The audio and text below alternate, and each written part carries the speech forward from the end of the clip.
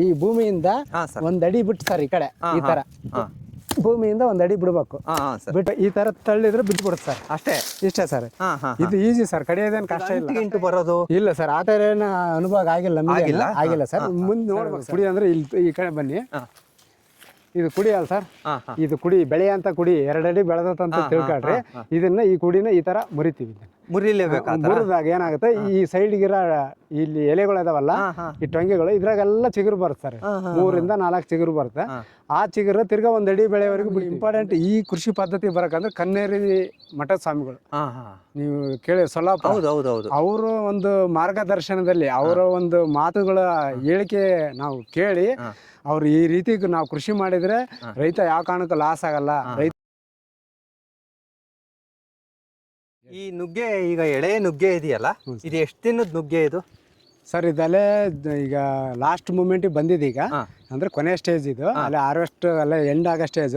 ಇದರ ಲಾಸ್ಟಿಗೆ ಬಂದಿರಂತ ಹೂ ಈಚಿದು ಕಾಯಿ ಈ ತರ ಬರುತ್ತೆ ಸರ್. ಇದೇನು ಎಳೆಕಾಯಿ ಇದು. ಇದನ್ನ ಕಟಾವ್ ಮಾಡಕಂದ್ರೆ 15 ದಿನ ಬೇಕಿನ. 15 ದಿನ ಆದ್ಮೇಲೆ ಇದು ದಪ್ಪ ಆಗುತ್ತೆ ಕಾಯಿ. ದಪ್ಪ ಆದ್ಮೇಲೆ ನಾವು ಹಾರ್ವೆಸ್ಟ್ ಮಾಡ್ಬೋದು. ಇದು ಎಳೆಕಾಯಿನ ಈ ಗಿಡದಾಗಿರೋವಲ್ಲ ಏನದವಲ್ಲ ಇವೆಲ್ಲ ಎಳೆಕಾಯಿ. ಇವೆಲ್ಲ ಎಳೆಕಾಯಿ. ಹೌದು ಸರ್, ಎಳೆಕಾಯಿ. ಆಮೇಲೆ ಸರ್ ಹೂವು ಬಿಟ್ಟು ಎಷ್ಟು ದಿನಕ್ಕೆ ನುಗ್ಗೆ ಆಗುತ್ತೆ ಸರ್? ಹೂವಾಗಿ ಕನಿಷ್ಠ ಅಂದ್ರೆ ಒಂದು 15 ದಿನಕ್ಕೆ ಈಚಾಗುತ್ತೆ. ಈಚಾದ್ಮೇಲೆ ತಿರ್ಗಿ ಹತ್ಲಾಗ ಒಂದು 15 ದಿನ ಬೇಕು ಸರ್. ಹತ್ಲಾಗ 15 ದಿನ ಅಂದ್ರೆ 1-1.5 ತಿಂಗಳು ಬೇಕು ಸರ್. 1-1.5 ತಿಂಗಳು ಸರ್. ಈಚ್ ನೋಡ್ರಿ, ಇದು ಫುಲ್ ಈಚ್. ಇದು ಈಚ್ ಸರ್. ಹೂವಾಗಿ ಈಚಾಗೈತಿ. ಇದು ನೋಡ್ರಿ, ಕಡ್ಡಿ ಕಾಣುತ್ತೆ. ಹೌದೌದು ಸರ್. ಇದು ಈಚ್.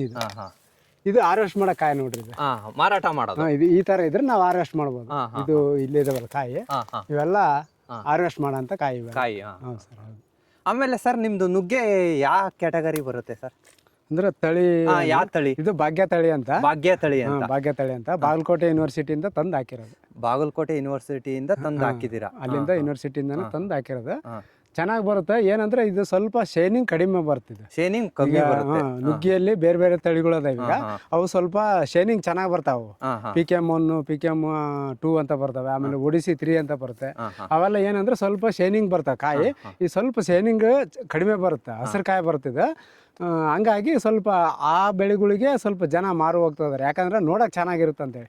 ಆದ್ರೆ ಟೇಸ್ಟ್ ಮಾತ್ರ ಇದೇ ಚೆನ್ನಾಗಿ ಬರೋದು. ಇದೇ ಟೇಸ್ಟ್ ಚೆನ್ನಾಗಿ ಬರೋದು. ಊಟಕ್ಕೆ ಬಳಸಕ ಒಳ್ಳೆ ಟೇಸ್ಟ್ ಬರ್ತದೆ. ಯಾಕಂದ್ರೆ ಒಳ್ಳೆ ರುಚಿಯಾಗಿರುತ್ತೆ. ಆಮೇಲೆ ಒಳ ಪಲ್ಪು ಮತ್ತು ಕಂಡ ಎರಡು ಚೆನ್ನಾಗಿರುತ್ತೆ. ದಪ್ಪ ಇರುತ್ತಲ್ಲ, ಅದರಿಂದ ಒಳ್ಳೆ ಕಂಡನ ದಪ್ಪ ಇರುತ್ತೆ, ಬೀಜನೂ ಒಳ್ಳೆ ರುಚಿಯಾಗಿರುತ್ತೆ.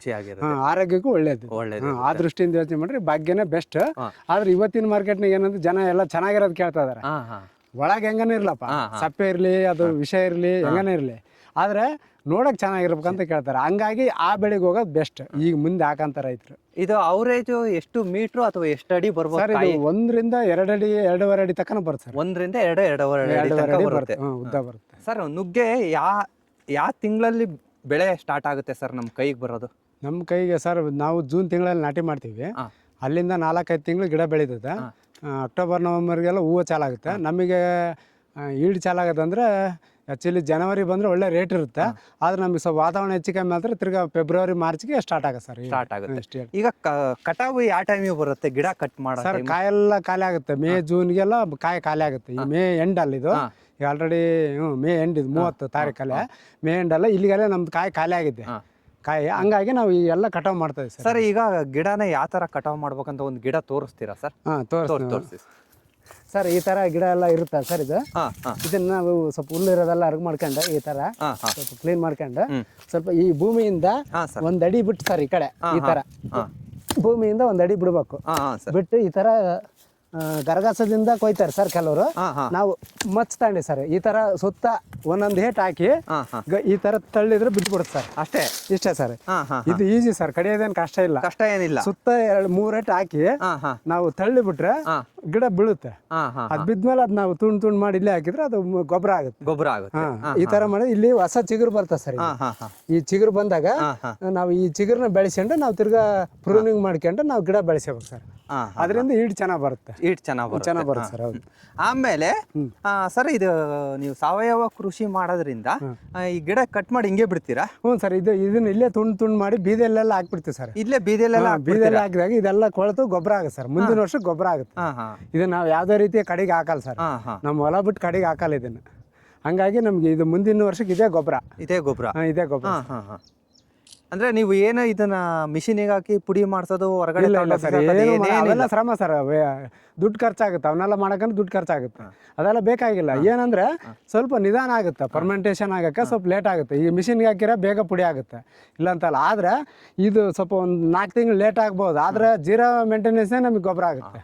ಅದಕ್ಕೋಸ್ಕರ ಆಮೇಲೆ ಸರ್ ಒಂದು ಮಾತು ಕೇಳ್ತೀನಿ, ನಿಮಗೆಲ್ಲ ಜ್ಞಾಪನ ಇರ್ಬೇಕೇನೋ, ನೀವು ಸಣ್ಣರಿದ್ದಾಗ ನುಗ್ಗೆಕಾಯಿ ಮರದಲ್ಲಿ ಅಂಟು ನೋಡಿದ್ದೀರಾ? ಹಾಂ ಸರ್, ಹೌದು. ಅದು ಕಡ್ದಾಗ ಮಾತ್ರ ಅಂಟು ಬರೋದು. ಹೌದು ಸರ್. ಈಗ ನಿಮ್ಮ ಭಾಗ್ಯಲಕ್ಷ್ಮಿ ಅಲ್ಲ ಇದು, ಭಾಗ್ಯತಾಯಿ ಭಾಗ್ಯಕಾಯಿ, ಹೌದು ಸರ್. ಇದ್ರಲ್ಲಿ ಏನಾನ ಹಿಂಗ್ ಗಿಡ ಕಡ್ದಿರಲ್ಲ, ಈಗ ಅಂಟು ಗಿಂಟು ಬರೋದು ಇಲ್ಲ ಸರ್, ಆ ಥರ ಏನು ಅನುಭವ ಆಗಿಲ್ಲ ನಮಗೆ. ಆಗಿಲ್ಲ ಸರ್. ಮುಂದೆ ನೋಡ್ಬೇಕು ಸರ್. ಈ ವರ್ಷ ಇನ್ನು ಫಸ್ಟ್ನೇ ವರ್ಷ ಅಲ್ಲ ಕಟಿಂಗ್ ಮಾಡಿರೋದು. ಈಗ 2 ವರ್ಷದ ಗಿಡ ಕಡ್ದಿದ್ದಿಲ್ಲ ಅವು, ಹಂಗಾಗಿ ನಮಗೆ ಗೊತ್ತಾಗಿಲ್ಲ. ಈ ವರ್ಷ ಕಡ್ದಿವ, ಈ ಸರಿ ಬೆಳೆ ತಗೊಂಡ್ರೆ ಗೊತ್ತಾಗುತ್ತೆ ಸರ್. ಅದೇನು ಅಂದ್ರೆ ನೀವು 2 ವರ್ಷ ಕಡ್ದಿರ್ಲಿಲ್ಲ? ಇಲ್ಲ ಸರ್, ಕಡ್ದಿಲ್ಲ. ಅದಕ್ಕೆ ನಮ್ದು ಈಲ್ಡ್ ಕಡಿಮೆ ಆಗಿರೋದು. ನೀವು ಹೋದ ವರ್ಷ ಕಡಿಬೇಕಾಗಿತ್ತು ನಾವು, ಹಂಗಾಗಿ ಕಡಿಯೋದು ಕೈ ಬಿಟ್ಟು ನಮ್ಗೆ ಸ್ವಲ್ಪ ಇಳುವರಿ ಕಡಿಮೆ ಆಯ್ತು ನಮ್ದು. ಓಹೋ, ಅಂದ್ರೆ ವರ್ಷ ಕಡಿಬೇಕು. ಇದೇ ತರ ಪ್ರೂನಿಂಗ್ ಮಾಡ್ಬೇಕು. ಕರೆಕ್ಟ್ ಕಟಾವ್ ಮಾಡಿಬಿಟ್ರೆ ನಮಗೆ ಈಲ್ಡ್ ಡಬಲ್ ಬರುತ್ತೆ. 10 kg ಇರುತ್ತೆ, 20 kg ಬರುತ್ತೆ, 20 kg ಇರುತ್ತೆ, 40 kg ಬರುತ್ತೆ. ಆ ತರ ಕಟಾವ್ ಮಾಡಿ 5 ವರ್ಷದ ತನಕ ಇಂಪ್ರೂವ್ಮೆಂಟ್ ಆಗುತ್ತೆ. ವರ್ಷ 5 ವರ್ಷ ತನಕ ಒಳ್ಳೆ ಬೆಳೆ ಬರುತ್ತೆ. ಆಮೇಲೆ ಕಡಿಮೆ ಆಗ್ತಾ ಹೋಗುತ್ತೆ ಅಂತ ಹೇಳ್ತಾರೆ. ಕಡಿಮೆ ಆಗ್ತಾ ಹೋಗ್ತಾ ಆಮೇಲೆ ನಾವು ಇಟ್ಕೋಬಹುದು, ಬೇಕಿಲ್ಲ ಅಂದ್ರೆ ತೆಗಿಬಹುದು. ಅಂದ್ರೆ ಮರ ಇದರಿಂದ ನೀವು ಯಾವ್ದೇ ಡ್ಯಾಮೇಜ್ ಆಗ್ಲಿ, ಒಣಗೋದಾಗ್ಲಿ ಏನು ಆಗಲ್ಲ? ಇಲ್ಲ ಸರ್, ಏನಾಗಲ್ಲ. ಇದಕ್ಕೆ ಏನ್ ಮಾಡ್ತೀವಿ ಅಂದ್ರೆ, ನಾಳೆ ನಾಡ್ದ್ರಲ್ಲಿ ಸ್ವಲ್ಪ ಸಗಣಿ ಹಚ್ತೀವಿ ಸರ್. ಇದಕ್ಕೆ ಸಗಣಿ ರಾಡಿ ಕಲಸಿ ಸ್ವಲ್ಪ ಇದಕ್ಕೆ ಹಚ್ಬಿಡ್ತೀವಿ. ಸಗಣಿ ರಾಡಿ ಕಲ್ಸಿ ಹಚ್ಚಿರಿ ಸಾಕು. ಹಂಗಾಗಿ ಮುದ್ದೆ ಮಾಡಿ ಇಡೋದು ಇಲ್ಲ, ಅದಕ್ಕೆ ಬಾಳ ಬೇಕು ಸರ್. ಈಗ ನಾವು ಇಷ್ಟೊಂದು 1500 ಗಿಡಕ್ಕೆ ಅಷ್ಟಕ್ಕೊಂದು ಇಡಕಂದ್ರೆ ಸುಮಾರು ಒಂದು ಕ್ವಿಂಟಲ್ ಗಟ್ಟಲೆ ಸಗಣಿ ಬೇಕು. ಅಷ್ಟಕ್ಕೊಂದು ಸಿಗಲ್ಲ ಸಗಣಿ ಸಮಸ್ಯೆ ಅಲ್ಲ. ಹಂಗಾಗಿ ಅದನ್ನ ಸ್ವಲ್ಪ ಗಟ್ಟಿ ಕಲ್ಸ್ಕೊಂತೀವಿ, ನೀರಾಗ ಕಲ್ಸ್ಕೊಂಡು ಸ್ವಲ್ಪ ಹಿಂಗೆ ಹಚ್ಕೊಂತ ಹೋಗಿ ಹಚ್ಚಿಬಿಟ್ರೆ ಸಾಕದು. ಯಾವ್ದೇ ರೀತಿಯಾಗಿ ತೊಂದರೆ ಆಗಲ್ಲ. ಏನೋ ನಾವು ಓರಿದೆ ಹಾಕ್ತೀರಾ, ಹಸುದ ಹಾಕ್ತೀರಾ, ಅಥವಾ ಎಮ್ಮೆದ ಹಾಕ್ತೀರಾ? ಆಕಳ ಸಗಣಿನ ಒಳ್ಳೇದು. ಅದು ಜವಾರಿ ಆಕಳದಾದ್ರೆ ಇನ್ನೂ ಒಳ್ಳೇದು. ಇನ್ನು HF ಜರ್ಸಿಗಿಂತ ಆಕ್ಚುಲಿ ನಮ್ಮ ಭೂಮಿ ರೈತರು ಉಳಿಬೇಕಪ್ಪ ಅಂದ್ರೆ ಜವಾರಿ ಆಕಳ ಸಾಕಿದ ರೈತನ ಉಳಿಯೋದು ಇನ್ನು ಮುಂದೆ. HF ಜರ್ಸಿ ಆಕಳ ಸಾಕಿದಾವ ಯಾವ ಉತ್ಕೃಷ್ಟವಾದ ಗೊಬ್ಬರ ಅಲ್ಲ. ಹೇಳ್ಬೇಕಂದ್ರೆ ಒಳ್ಳೆ ಗೊಬ್ಬರ ಅಂದ್ರೆ ಜವಾರಿ ಆಕಳ ಸಗಣಿನೇ. ದೇಸಿ ತಳಿ ಆಕಳುಗಳು ಏನದವಲ್ಲ, ಅದೇ ಒಳ್ಳೆ 100% ಗೊಬ್ಬರ ಕೊಡೋದನ್ನ ಅದೇ ತಳಿನೇ ಇನ್ಯಾವು ಕೊಡಕ್ಕಾಗಲ್ಲ. ಅವೆಲ್ಲ ಜಾಸ್ತಿ ಕೊಡ್ತಾವೆ, ಆದ್ರೆ ಉತ್ಕೃಷ್ಟವಾದ ಗೊಬ್ಬರ ಆಗಿರಲ್ಲ ಅವು. ಒಳ್ಳೆ ಉತ್ಕೃಷ್ಟವಾದ ಗೊಬ್ಬರಪ್ಪ ಅಂದ್ರೆ ಜವಾರಿ ಆಕಳ ಸಗಣಿನೇ ಒಳ್ಳೆ ಗೊಬ್ಬರ. ಅದು 10 kg ಹಾಕೋ ಬದಲು ಇದು ಬರೀ 1 kg ಕೊಡ್ರಿ, ಅಷ್ಟೇ ಕೆಲಸ ಮಾಡ್ತದೆ. ಅದು 10 kg, ಇದು 1 kg ಸಮ. ಹಂಗಾಗಿ ಇದು ಒಳ್ಳೆ ಜವಾರಿ ಆಕಳದ ಗೊಬ್ಬರ ಬಳಸಿದ್ರೆ ರೈತರಿಗೆ ಲಾಭ. ಈಗ ಎಷ್ಟು ದಿನ ಬೇಕಾಗುತ್ತೆ ಈ ನುಗ್ಗೆಕಾಯಿ ಮರ ಈಗ ಕಡ್ದಿರಲ್ಲ, ಇದೆಲ್ಲ ಕೊಳೆಯಕ್ಕೆ ಕೊಳೆಯಕ್ಕೆ ಒಂದು 6 ತಿಂಗಳು, 1 ವರ್ಷ ತಗೋಬೋದು ಸರ್, ಹೆಚ್ಚು ಕಮ್ಮಿ. ಒಟ್ಟು ಭೂಮಿಯಲ್ಲಿ ಇಲ್ಲೇ ಇರ್ತದ. ನಮಗೆ ಬಿಸಿಲಿನ ಕಿರಣನು ಭೂಮಿ ನೇರವಾಗಿ ಬೆಳೆದಂಗೆ ಕಾಪಾಡುತ್ತದೆ. ನಿಮ್ ಭೂಮಿ ಹಸಿ ಆಗಿರೋದು, ಭೂಮಿ ತೇವಾಂಶನ ಕಾಪಾಡ್ತದ. ಯಾಕಂದ್ರೆ ಭೂಮಿಗೆ ಅಡ್ಡಾಗಿ ಮನುಷ್ಯರ್ತೀವ, ಭೂಮಿ ತೇವಾಂಶನ ಆರ್ದಂಗೆ ಕಾಪಾಡುತ್ತೆ. ತ್ಯಾಜ್ಯ ಏನೈತಲ್ಲ, ಈ ತೊಗರಿ ತ್ಯಾಜ್ಯ ಹಾಕಿ ನೋಡ್ರಿ ಈ ಕಡೆ, ಈ ತೊಗರಿ ತ್ಯಾಜ್ಯ, ಈ ಹುಲ್ಲು, ಆಮೇಲೆ ಎಲ್ಲ ಕಟಾವ್ ಮಾಡಿದ್ದೆಲ್ಲ ಇದ್ರ ಮೇಲೆ ಹಾಕ್ತಿವಲ್ಲ, ಇದೆಲ್ಲ ಏನ್ ಮಾಡುತ್ತೆ, ಭೂಮಿನ ಮಳೆ ನೀರು ಮತ್ತು ಸೂರ್ಯನ ಕಿರಣ ಎರಡು ಭೂಮಿ ಬೀಳ್ದಂಗೆ ಕಾಪಾಡ್ತಾವೆ. ಅವಾಗ ನಮ್ಮ ಭೂಮಿ ಸೇಫ್ಟಿ ಇರುತ್ತೆ. ಆ ಉದ್ದೇಶಕ್ಕೆ ನಾವು ಈ ತರ ಮಲ್ಚಿಂಗ್ ಮಾಡಿ. ಈಗ ನೋಡಿ ಸರ್, ಯಾರಿಗಾನ ಬೇರೆಯವ್ರ ಬಗ್ಗೆ ಮಾತಾಡಕ್ಕಿನ್ನ ನಾನೇ ಬಂದಾಗ ಅನ್ಕೊಂಡೆ, ಇವ್ರೇನಪ್ಪ ಹೊಲನ ಹಿಂಗ್ ಇಟ್ಕೊಂಡಿದ್ದಾರೆ, ಅದು ಅಲ್ಲೇ ಬಿಟ್ಟಿದ್ದಾರೆ, ಇದಿಲ್ಲೇ ಬಿಟ್ಟಾರೆ, ಈ ಕಸನೇ ಎತ್ತಾಕಿಲ್ಲ ಅಂತ ಅನ್ಕೊಂಡೆ. ನಾವು ಬೇರೆಯವ್ರ ಬಗ್ಗೆ ಮಾತಾಡಕ್ಕೆ ನಮ್ಮ ಬಗ್ಗೆ ನಾನೇ ಅನ್ಕೊಂಡೆ. ಆದ್ರೆ ನೀವು ಮಾಡ್ಕೊಂಡ್ರೆ ಇದೆಲ್ಲ ಗೊಬ್ಬರಕ್ಕೋಸ್ಕರ. ಆಮೇಲೆ ಭೂಮಿಯ ತೇವಾಂಶ ತೇವಾಂಶ ಕಾಪಾಡಕ, ಆಮೇಲೆ ನಮ್ಮ ಭೂಮಿಯಲ್ಲಿರೋ ಫಲವತ್ತತೆನ ಕಾಪಾಡುತ್ತೆ. ಯಾಕಂದ್ರೆ ಮಳೆ ಬಂದ್ರೆ ನಮ್ದು ವಾಟ ಭೂಮಿ, ಇದು ಡೌನ್ ಅಂದ್ರೆ ಫುಲ್ ಇಳಿಜಾರ ಅಂತ ಭೂಮಿ ಅಂತ ಕರಿತಾರಲ್ಲ, ಆ ತರ ಫುಲ್ 5 ಅಡಿಯಿಂದ ಫುಲ್ ಡೌನ್ ಐತೆ ಸರ್ ಇದು. ಹಂಗಾಗಿ ಮಳೆ ಬಂತಂದ್ರೆ ನಾವು ಇದನ್ನ ಟ್ಯಾಕ್ಟ್ರಿ ಬಡಿಸಿ ಕ್ಲೀನ್ ಮಾಡಿದ್ವಿ ಅಂದ್ರೆ, ಜೋರ್ ಮಳೆ ಬಂತಂದ್ರೆ ಎಲ್ಲ ನೀರ್ಗುಂಟ ಗೊಬ್ಬರ ಹರ್ಕೊಂಬರುತ್ತೆ. ತಿಳಿ ಮಣ್ಣು ಅಂತ ಏನ್ ಕರಿತೀವಲ್ಲ, ಅದೆಲ್ಲ ಹರ್ಕೊಂಬಂದು ಸರ ಹೋಗ್ಬಿಡುತ್ತೆ, ಎಲ್ಲ ಒಂದ್ ಹತ್ರ ಹೋಗಿ ಸ್ಟಾಕ್ ಆಗುತ್ತೆ. ಹಂಗಾಗೋದ್ರಿಂದ ನಮಗೇನಾಗುತ್ತೆ, ಈ ದಿನ ಮೇಲೆ ಬೆಳೆದಂಗೆ ಆಗ್ಬಿಡುತ್ತೆ. ಹಂಗಾಗಿ ನಾವೇನು ಮಾಡ್ತೀವಿ, ಈ ಥರ ಮಲ್ಚಿಂಗ್ ಮಾಡೋದ್ರಿಂದ ಅಲ್ಲಿದ್ದ ಗೊಬ್ಬರ ಅಲ್ಲೇ ನಿಂತ್ಕೊಂತದೆ, ಯಾವ ಕಾರಣಕ್ಕೂ ಕೆಳಗೆ ಬರೋಲ್ಲ. ಆಮೇಲೆ ಭೂಮಿಗೆ ನಾವು ನೀರನ್ನು ಹಿಂಗಿಸ್ದಂಗೆ ಆಗುತ್ತೆ. ನಾವೇನು ಹೇಳಿದ್ವಲ್ಲ, ಈ ಒಡ್ಡು ಹಾಕ್ಯಣದು, ಕೃಷಿ ಹೊಂಡ ಹಾಕ್ಯಣದು ಅಂತೀವಲ್ಲ, ಈ ಥರ ಮಾಡಿದ್ರೆ ಇನ್ನೂ ಅನುಕೂಲ ಆಗುತ್ತೆ. ಯಾಕಂದ್ರೆ ಅಲ್ಲೇದಲ್ಲೇ ನೀರು ಕುಡಿದು ಬಿಡುತ್ತೆ. ಇದು ಭೂಮಿ ಎಲ್ಲಿ ಮಳೆ ನೀರು ಬೀಳುತ್ತೋ ಅಲ್ಲೇ ಕುಡಿಬೇಕು, ಅದು ಮುಂದಕ್ಕೆ ಹೋಗಬಾರ್ದು. ಹಂಗಂದ್ರೆ ಏನಪ್ಪ ಅಂದ್ರೆ ನಮಗಿನ ಭೂಮಿಯಲ್ಲಿ ಹೀಟು ಕಡಿಮೆ ಆಗುತ್ತೆ, ಅಂತರ್ಜಲನೂ ಚೆನ್ನಾಗಿ ಇಂಪ್ರೂವ್ಮೆಂಟ್ ಆಗುತ್ತೆ. ಆಮೇಲೆ ಸರ್, ಈಗ ಕಡ್ದ್ರಲ್ಲ ಈ ಗಿಡನ, ಇದು ಈಗ ಎಷ್ಟು ದಿನಾನ ಅಥವಾ ತಿಂಗಳು ಬೇಕಾಗುತ್ತೆ? ತಿಂಗಳಿಗೆಲ್ಲ ಬಂದ್ಬಿಡುತ್ತೆ ಸರ್, ಚಿಗುರು ಬಂದ್ಬಿಡುತ್ತೆ. ತಿಂಗಳಿಗೆ ಇಷ್ಟ ಹತ್ರ ಬಂದ್ಬಿಡುತ್ತೆ. ಆಮೇಲೆ ನಾವು 2 ತಿಂಗಳು ಆದಟ್ಟಿ ಕಟಿಂಗ್ ಮಾಡಿ ಪ್ರೂನಿಂಗ್ ಮಾಡ್ತೀವಿ. ಕುಡಿನೆಲ್ಲ ಚೂಡ್ತೀವಿ. ಯಾವ ತರ ಕುಡಿ ಚಿಗುಡ್ತೀರಾ? ಇದೆ ಅದನ್ನ ಒಂದು ಸುಮ್ಮನೆ ಕುಡಿ ಅನ್ಕೊಂಡು ಸರ್, ಕುಡಿ ಅಂದ್ರೆ ಇಲ್ಲಿ ಈ ಕಡೆ ಬನ್ನಿ. ಇದು ಕುಡಿ ಅಲ್ಲ ಸರ್, ಹಾ ಹಾ ಇದು ಕುಡಿ ಬೆಳೆ ಅಂತ ಕುಡಿ 2 ಅಡಿ ಬೆಳೆದಂತ ತಿಳ್ಕೊಳ್ರಿ. ಇದನ್ನ ಈ ಕುಡಿನ ಈ ತರ ಮುರಿತೀವಿ. ಮುರಿಲೇಬೇಕಾ? ಮುರಿದಾಗ ಏನಾಗುತ್ತೆ, ಈ ಸೈಡ್ಗಿರೋ ಇಲ್ಲಿ ಎಲೆಗಳು ಇದಾವಲ್ಲ, ಈ ಟೊಂಗೆಗಳು ಇದ್ರಾಗೆಲ್ಲ ಚಿಗುರು ಬರುತ್ತೆ ಸರ್. 3 ಇಂದ 4 ಚಿಗುರು ಬರುತ್ತೆ. ಆ ಚಿಗುರು ತಿರ್ಗಾ 1 ಅಡಿ ಬೆಳೆವರೆಗೂ ಬಿಡ್ತೀವಿ. 1 ಅಡಿ 2 ಅಡಿ ಬೆಳೆದ್ಮೇಲೆ ತಿರ್ಗಾ ಆ ಕುಡಿ ಜೂಡ್ತೀವಿ. ಇದೇ ತರ 3 ಸರಿ ಮಾಡ್ಬೇಕು ಸರ್. ಅವಾಗ ನಮಗೆ ರಂಬೆ ಕೊಂಬೆಗಳು ಚೆನ್ನಾಗಿ ಬರ್ತವೆ. ಈ ತರ ಕುಡಿ ಜೂಟಿರೋದಕ್ಕೆ ಈ ತರ ರಂಬೆ ಕೊಂಬೆಗಳು ಬಂದಿರೋ ಸರ್. ಅಂದ್ರೆ ಈಗ ನೀವು 1500 ಮರನೂ ಒಂದೇ ಟೈಮ್ ಕಡಿಯಲ್ಲ, ಇದೊಂದು ವಾರ ಅದೊಂದು ವಾರ ಅದೊಂದು ವಾರ ಮಾಡ್ಕೊಂತೀವಿ. ನಮ್ಗೆ ಹಾರ್ವೆಸ್ಟ್ ಮಾಡಕ್ಕೆ ಈಜಿ ಆಗುತ್ತೆ, ಕೆಲಸ ಮಾಡಕ್ಕೆ ಈಜಿ ಆಗುತ್ತೆ. ನಾವು ಒಂದೇ ದಿನ ಕಡಿಯಾಕಂದ್ರೆ ತಿರ್ಗಿ ಆಳುಗಳು ತರಬೇಕು, 5-6 ಜನ ಕೂಲಿಯರ್ ಕರ್ಕೊಂಬರ್ಬೇಕು. ಹಂಗಾಗಿ ಆಳುಗಳ ಸಮಸ್ಯೆನೂ ಕಡಿಮೆ ಆಗ್ಬೇಕಂದ್ರೆ ದಿನ ಒಂದು 300 ಗಿಡ ಕಡಿಯೋನು. 15 ಮೂರ್ಲೆ ಎಷ್ಟೋ ಒಂದು ವಾರಕ್ಕೆಲ್ಲ ಎಲ್ಲ ಕಡ್ದು ಬಿಡ್ತೀವಿ. ದಿನ 300 ಕಡಿದ್ರು ಒಂದು ವಾರಕ್ಕೆ ಆಗುತ್ತೆ. ಹಿಂದೆ ಮುಂದೆ ಬರುತ್ತೆ, ಹಿಂದೆ ಮುಂದೆ ಕುಡಿ ಜೀವಿಟಕ್ಕೆ ಅನುಕೂಲ ಆಗುತ್ತೆ, ಹಿಂದೆ ಮುಂದೂ ಕಾಯಿ ಬರುತ್ತೆ ನಮಗೆ. ಹಂಗೆ ಬಂದಾಗ ನಮಗೆ ಹಾರ್ವೆಸ್ಟ್ ಮಾಡೋಕ್ಕೂ ಎಲ್ಲ ಕೆಲಸಕ್ಕೂ ಈಜಿ ಆಗುತ್ತೆ. ಆಮೇಲೆ ನೀವು ನುಗ್ಗೆ ಬೆಳೆ ಮಾಡಿರೋದ್ರಿಂದ ಸ್ವಲ್ಪ ಹೈನುಗಾರಿಕೆಗಾದ್ರೆ ಟೈಮ್ ಸಿಗಲ್ಲ. ನಿಮಗೆ ನುಗ್ಗೆ ಬೆಳೆಯಲ್ಲಿ ಟೈಮ್ ಸಿಗುತ್ತೆ. ಹೌದು ಸರ್, ಎಲ್ಲ ಹೋಗ್ಬೇಕು, ಮಾಡ್ಬೇಕು, ಬರ್ಬೇಕು, ಏನಾನ ಒಂದ್ ಕಾರ್ಯ ಐತಿ ಏನಾನ ನೀವು ಟೈಮ್ ಸಿಗುತ್ತೆ. ಒಂದು ವಾರ ನಾವು ಎಲ್ಲಾನು ಹೋದ್ರೆ ಏನ್ ತೊಂದ್ರೆ ಇಲ್ಲ. ಯಾಕಂದ್ರೆ ಇದು ಮನುಷ್ಯನ ಜಾಸ್ತಿ ಬಳಕೆ ಮಾಡ್ಕೊಂಡು ಬೆಳೆ ಅಂತ ಬೆಳೆ ಅಲ್ಲ. ಮನುಷ್ಯ ನೀನು ಒಂದಿನ ಬರ್ಲಿಲ್ಲ ಅಂದ್ರೆ ಏನ್ ತೊಂದ್ರೆ ಇಲ್ಲ. ಅದು ಹೈನುಗಾರಿಕೆ ಅಂದ್ರಲ್ಲ, ನೀನ್ ಎಲ್ಲಿ ಹೋದ್ರು ಬೆಳಿಗ್ಗೆ ಸಾಯಂಕಾಲ ಮನೆ ಹತ್ರ ಇರ್ಲೇಬೇಕು. ಹಂಗಾಗಿ ಹೈನುಗಾರಿಕೆ ಸ್ವಲ್ಪ ಕಷ್ಟವಾದ ಕೆಲಸ ಇವತ್ತಿನ ಕಾಲದಲ್ಲಿ. ಎಲ್ಲ ಸಿಂಗಲ್ ಆಗಿರೋದ್ರಿಂದ ಸ್ವಲ್ಪ ಬಹಳ ಕಷ್ಟ ಆಗುತ್ತೆ. ಮಾಡ್ಬೇಕು ಅದನ್ನ. ಆಕ್ಚುಲಿ ಹೇಳ್ಬೇಕಂದ್ರೆ ಆಕಳ ಇದ್ರೇನೆ ಒಳ್ಳೇದು ಭೂಮಿಗೆ. ನೋಡಿ ಇಷ್ಟೆಲ್ಲ ಕಷ್ಟಪಡ್ತೀವಲ್ಲ ನಾವು, ಆಕಳ ಸಗಣಿ ಹಾಕಿರಿ ಇನ್ನೂ ಚೆನ್ನಾಗಿ ಬರುತ್ತೆ. ನಾವ್ ಏನು ಹಾಕ್ದಲ್ಲ ಇಷ್ಟು ಚೆನ್ನಾಗಿ ಬಂದತ್ತೆ, ಅದನ್ನ ಹಾಕಿರಿ ಡಬಲ್ ಇಳುವರಿ ಬರುತ್ತೆ. ನಾವು ಜವಾರಿ ಆಕಳ ಸಗಣಿ ಏನಾದ್ರು ಯೂಸ್ ಮಾಡಿದ್ರೆ ಇನ್ನೂ ಡಬಲ್ ಇಳುವರಿ ಬರುತ್ತೆ, 100% ಬರುತ್ತೆ. ಆಮೇಲೆ ಸರ್ ಈಗ ಕಡ್ದಿರೋದು ಈ ಮರ ಈಗ ನೆಕ್ಸ್ಟ್ ವರ್ಷ ನೀವು ನುಗ್ಗೆ ಕೇಳಿ ಅಷ್ಟೇ ಇಷ್ಟೇ ಹೈಟ್ ಆಗುತ್ತೆ. ಸರ್, ತಿರ್ಗಾ 10 ಅಡಿ ಬೆಳೀತಾ ಸರ್. ಇದು ತಿರ್ಗಾ 10 ಅಡಿ ಬೆಳೀತದೆ, 3-4 ಮೀಟರ್ ಬರುತ್ತೆ. ತಿರ್ಗಾ ಮುಂದಿನ ವರ್ಷಕ್ಕೆ ಇಷ್ಟೇ ಹೈಟ್ ಬೆಳೀತದೆ. ತಿರ್ಗಾ ಕಟಾವ್ ಮಾಡ್ಬೇಕು. ವರ್ಷ ಇದೇ ತರ ನಮ್ಗೆ ಎಲ್ಲೇವರೆಗೆ ಇಟ್ಕೊಳಕ್ ಸಾಧ್ಯ ಅಲ್ಲೇವರೆಗೂ ನಾವು ಇದೇ ತರ ಮಾಡ್ಕೊಂತ ಹೋಗ್ಬೇಕು. ನಾವು ಬೇಕಿಲ್ಲ ಅಂತ ಕಾಲಕ್ಕೆ ತೆಗಿಬೋದು, ಇಲ್ಲಾಂದ್ರೆ ಹಂಗೆ ಕಂಟಿನ್ಯೂ ಆಗ್ಬೋದು ಸರ್. ಆಮೇಲೆ ನುಗ್ಗೆಯಲ್ಲಿ ಸ್ಟಾರ್ಟಿಂಗ್ ಹೂವು ಬಿಟ್ಟೆ ಕಾಯಿ ಆಗೋದು. ಸರ್, ಹೂವು ಬಂದು ಆ ಹೂವು ಯಾವಾಗ ಹೆಚ್ಚಿನ ಸಂಖ್ಯೆಯಲ್ಲಿ ಮರದಲ್ಲಿ ಯಾವ್ದಾನ ಒಂದು ಮರದಲ್ಲಿ ಆದ್ರೂ ಹೆಚ್ಚಿನ ಸಂಖ್ಯೆಯಲ್ಲಿ ಉದುರಿರೋದೇನಾನು ಇದೆಯಾ ಸರ್? ಸರ್, ವಾತಾವರಣ ಹೆಚ್ಚು ಕಮ್ಮಿ ಆದ್ರೂ ಉದುರುತ್ತೆ ಸರ್. ವಾತಾವರಣದ ಮೇಲೆ ಡಿಪೆಂಡ್ ಆಗುತ್ತೆ. ಸ್ವಲ್ಪ ಜಾಸ್ತಿ ಉಷ್ಣತೆ ಕಡಿಮೆ ಆದಾಗ ಅಂದ್ರೆ 25 ಡಿಗ್ರಿಗಿಂತ ಕೆಳಗೆ ಬಂತಂದ್ರೆ 20-20 ಬಂತಂದ್ರೆ ಆಟೋಮೆಟಿಕ್ ಎಷ್ಟೇ ಹೂ ಇರಲಿ ಡ್ರಾಪ್ ಆಗ್ಬಿಡುತ್ತೆ. ಅಂದ್ರೆ ಮಂಜು ಸುರಿತಲ್ಲ, ನವಂಬರ್ ಡಿಸೆಂಬರಲ್ಲಿ ಮಂಜು ಅಂತ ಸುರಿತದ ಅಂತ ಹೇಳ್ತೀವಲ್ಲ, ಆ ಟೈಮ್ನಲ್ಲಿ ಹೂವು ಉದುರೋದು ಜಾಸ್ತಿ ಸರ್. ಬೇಸಿಗೆಯಲ್ಲಿ ಉದುರಲ್ಲ, ಬೇಸಿಗೆಯಲ್ಲಿ ಹೂವು ಚೆನ್ನಾಗಿ ಬರುತ್ತೆ. ಆಮೇಲೆ ನುಗ್ಗಿಯಲ್ಲಿ ವಿಶೇಷತೆ ಏನಂದ್ರೆ ಒಂದು ಸುಮಾರು 10 ಹೂವು ಬಂದವಂತ ಇಟ್ಕೊಳ್ರಿ. ಉದಾಹರಣೆಗೆ ಈಗ ಇದು ಹೂವು ಐತಲ್ಲ, ಇದು 10 ಹೂವು ಬಂದಂತಂದ್ರೆ ಈ ಕೂಚಿನಾಗ ಕನಿಷ್ಠ ಅಂದ್ರೆ 1 ತೆಪ್ಪೆ 2 ಅಷ್ಟೇ ಕಾಯಿ ಆಗೋದು. ಅಷ್ಟೇ ಸರ್. ಅಷ್ಟಕ್ಕೆ ಗಿಡ ಲೋಡ್ ಆಗ್ಬಿಡುತ್ತೆ. ಯಾಕಂದ್ರೆ ಈಗ ಎಲ್ಲಿಗೆ ಒಂದೊಂದು ಅರೆ ಬರುತ್ತಿದ್ದು. ಹಂಗಾಗಿ ಇದರಿಂದ 2 ಬಂದ್ರೆ ಸಾಕು ನಮ್ಗೆ ಒಳ್ಳೆ ಬೆಳೆ ಇದೆ. ಈಸು ಬಂದ್ರೆ ಮರನೇ ಇರಲ್ಲ, ಬಿದ್ದೋಗ್ಬಿಡುತ್ತೆ. ಅಂದ್ರೆ ಈಗ ಇಲ್ಲೊಂದು 10 ಹೂವು ಇದಾವ ಅಂದ್ರೆ 2 ಕಾಯಿ ಬರುತ್ತೆ. 2 ಕಾಯಿ 1 ಕಾಯಿ ಬಂದ್ರೆ ಬರೋದ ಅಷ್ಟ. ಅದು 10-15 ಹೂವಿನಾಗ ಒಂದೇ ಕಾಯಿ ಬರೋದು. 100 ಇದ್ರೂ ಒಂದ್ಸರಿ 10 ಕಾಯಿ ಬರುತ್ತೆ ಅಷ್ಟೇ. ಹಂಗಾಗಿ ಈ ನುಗ್ಗಿ ವಿಶೇಷತೆ ಏನೋ ಅಂದ್ರೆ ಹೂವು ಬರೋದು ಜಾಸ್ತಿ, ಆದ್ರೆ ಹೂವು ಆಗಿರೋದೆಲ್ಲ ಕಾಯಿ ಆಗಲ್ಲ. ಲಾಭ ಆಗತ್ತೆ ಜಾಸ್ತಿ ಇದ್ರಾಗ. ಅದೆಲ್ಲ ಉದ್ರಿ ಕೆಳಕ್ ಬೀಳುತ್ತೆ. ಅಷ್ಟು ಬಿಟ್ರೆ ಈ ರಂಬಿಗೆ ಏನಂದ್ರೆ 2 ಚೆನ್ನಾಗಿ ಒಳ್ಳೆ ಬಿಸಿಲು ಚೆನ್ನಾಗಿತ್ತಂದ್ರೆ 2-3 ಹಿಡಿತತ್ತೆ. ಅಷ್ಟು ಬಂದ್ರೆ ನಮ್ಗೆ ಸಾಕು. ಅಷ್ಟು ಬಂದ್ರೆ ಒಳ್ಳೆ ಕಾಯಿನೇ ಅದ ಸರ್. ಈಗ ಈ ನುಗ್ಗೆ ಮಾಡ್ಬೇಕಾರೆ ಹೆಂಗ್ ತೀರ್ಮಾನ ತಗೊಂಡ್ರಿ ನುಗ್ಗೆ ಮಾಡೋಣ?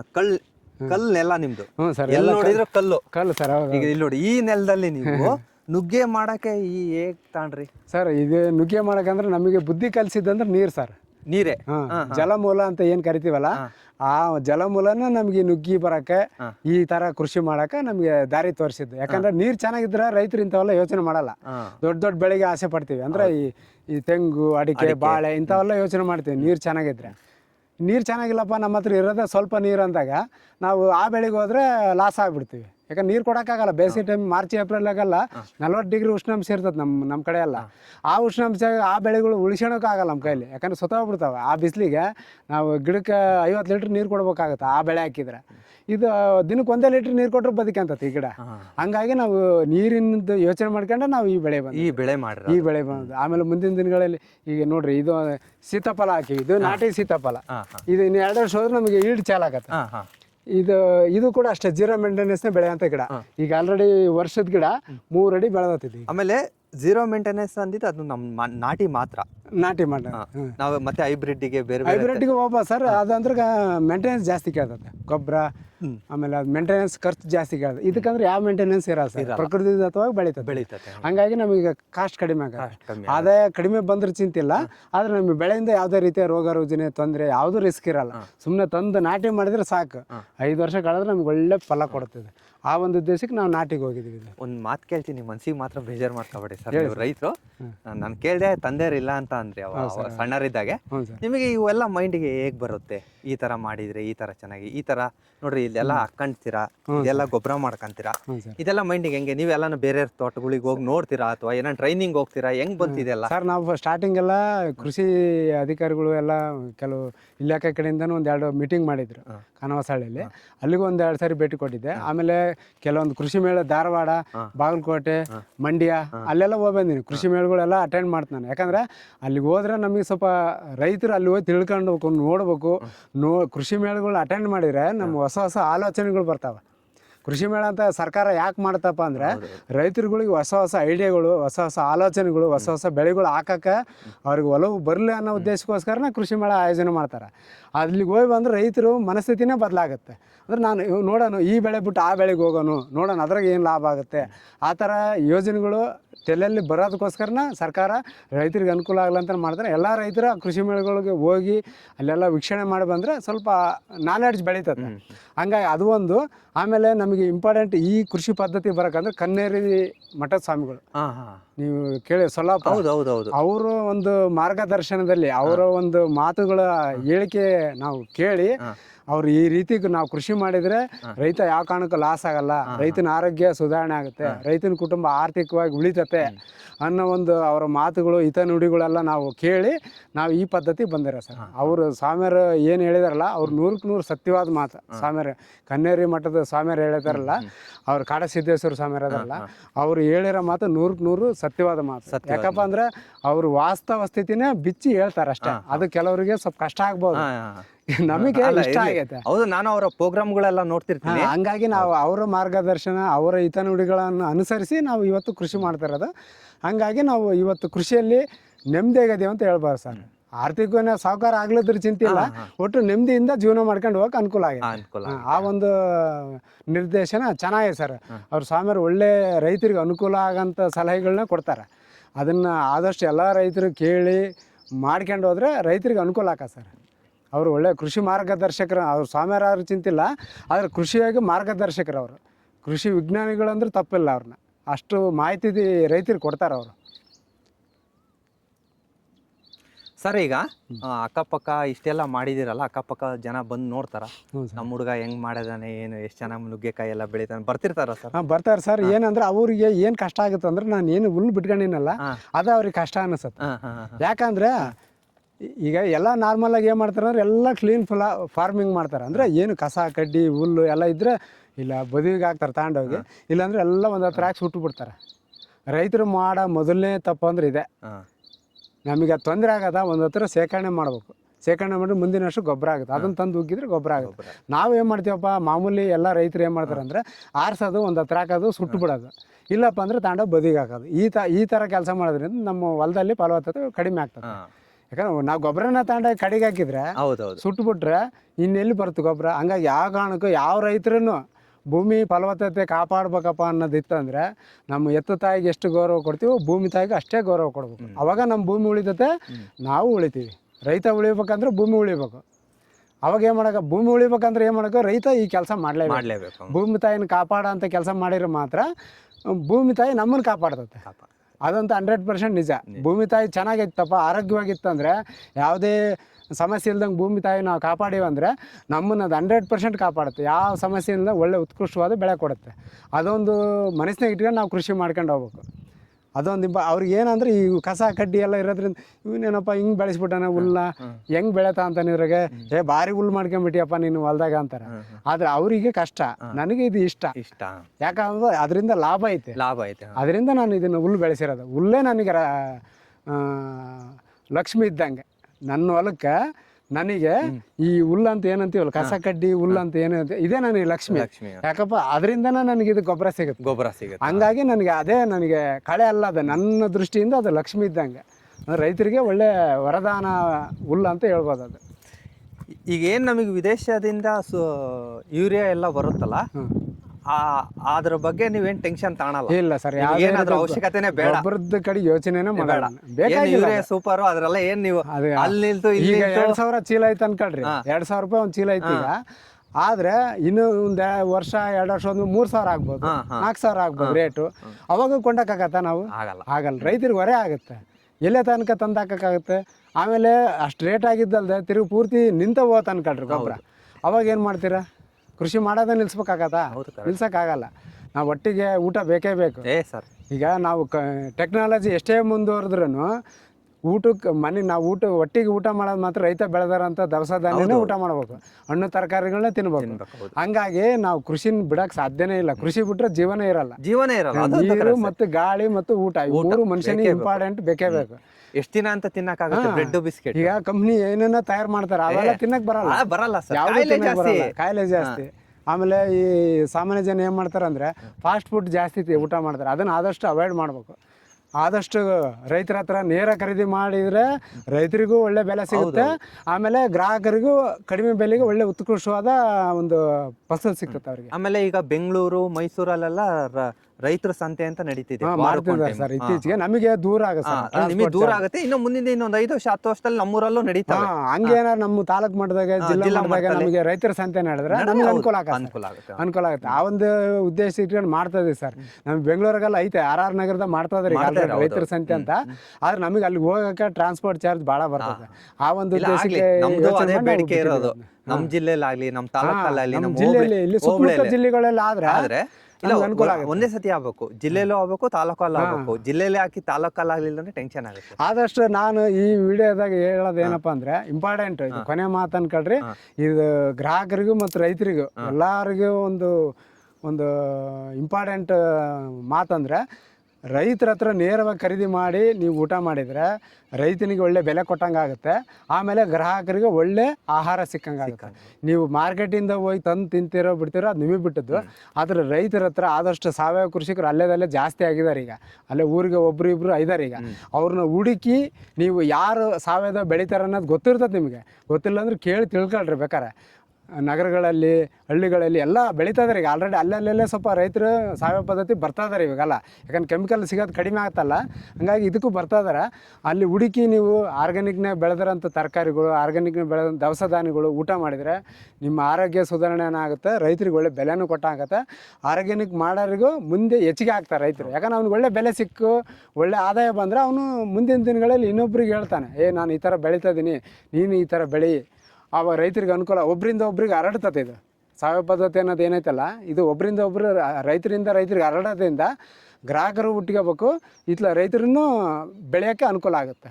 ಇದರಿಂದ ಇಬ್ಬರಿಗೂ ಸೇವ್ ಆಗುತ್ತೆ. ರೈತನೂ ಸೇವ್ ಆಗ್ತಾನೆ, ಇತ್ತ ಗ್ರಾಹಕನೂ ಸೇವ್ ಆಗ್ತಾನೆ. ಅವನಿಗೂ ಗ್ರಾಹಕ ತಗೊಂಡು ಊಟ ಮಾಡೋರಿಗೆ ಅವ್ರಿಗೂ ಹೊರೆ ಆಗಲ್ಲ.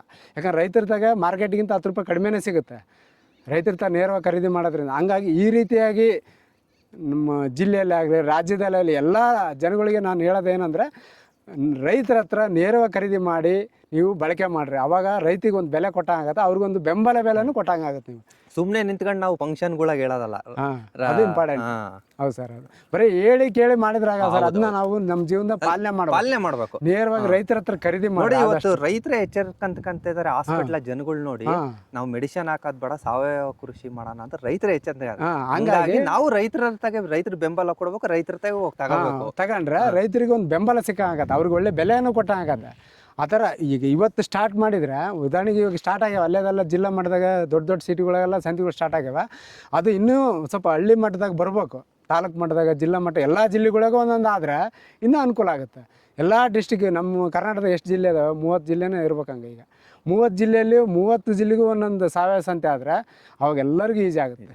ಆಮೇಲೆ ಅಂತಂತ ತಾಲೂಕಿಗೂ ಬಂದರೆ ಇನ್ನೂ ಈಜಿ ಆಗುತ್ತೆ. ರೈತರಿಗೆ ಅನುಕೂಲ, ಗ್ರಾಹಕರಿಗೂ ಅನುಕೂಲ, ಹೊರೆ ಆಗಲ್ಲ ಅವ್ರಿಗೆ. ಈಗ ನೋಡಪ್ಪ, ಇದೇ ನುಗ್ಗೆಕಾಯಿ 100 ರೂಪಾಯಿಗೆ ಕೊಟ್ಟು ಯಾರು ತಿನ್ನಲ್ಲ. ಅದೇ ರೈತರ ಹತ್ರ ಬಂದ್ರೆ 50 ರೂಪಾಯಿ ಕೆಜಿ ಕೊಡ್ತಾರೆ. ನೇರವಾಗಿ ನಾನು ಖರೀದಿ ಮಾಡ್ತನಪ್ಪ ಅಂದ್ರೆ, ನನಗೆ ಇಷ್ಟು ಕೆಜಿ ಬೇಕಪ್ಪ ಕೊಡು ಅಂದ್ರೆ 50 ರೂಪಾಯಿ ಕೆಜಿ ಕೊಡ್ತಾನೆ ರೈತ. ಅದೇ ನೀವು ಮಾರ್ಕೆಟ್ಗೆ ಹೋದ್ರೆ 100 ರೂಪಾಯಿ ಕೆಜಿ ಬೀಳುತ್ತೆ. ನೀವು ಅಲ್ಲಿ ಹೊರೆ ಆಗುತ್ತಿಲ್ವಾ? ಗ್ರಾಹಕರಿಗೆ ಹೊರೆ ಆಗುತ್ತೆ, ತಗೊಂಡು ಊಟ ಮಾಡೋರಿಗೆ ಹೊರೆ ಆಗುತ್ತೆ. ಹಂಗಾಗಿ ನೇರವಾಗಿ ಹೇಳೋದೇನೆಂದ್ರೆ, ರೈತರ ಹತ್ರ ಖರೀದಿ ಮಾಡೋಕ್ಕೆ ಪ್ರಯತ್ನ ಮಾಡಿರಿ. ಮುಂದೆ ನಿಮ್ಮ ಆರೋಗ್ಯ ದೃಷ್ಟಿಯಿಂದ ಮತ್ತು ಹಣಕಾಸಿನ ದೃಷ್ಟಿಯಿಂದ ಎರಡರಿಂದನೂ ಲಾಭ ಆಗುತ್ತೆ ನಿಮಗೆ.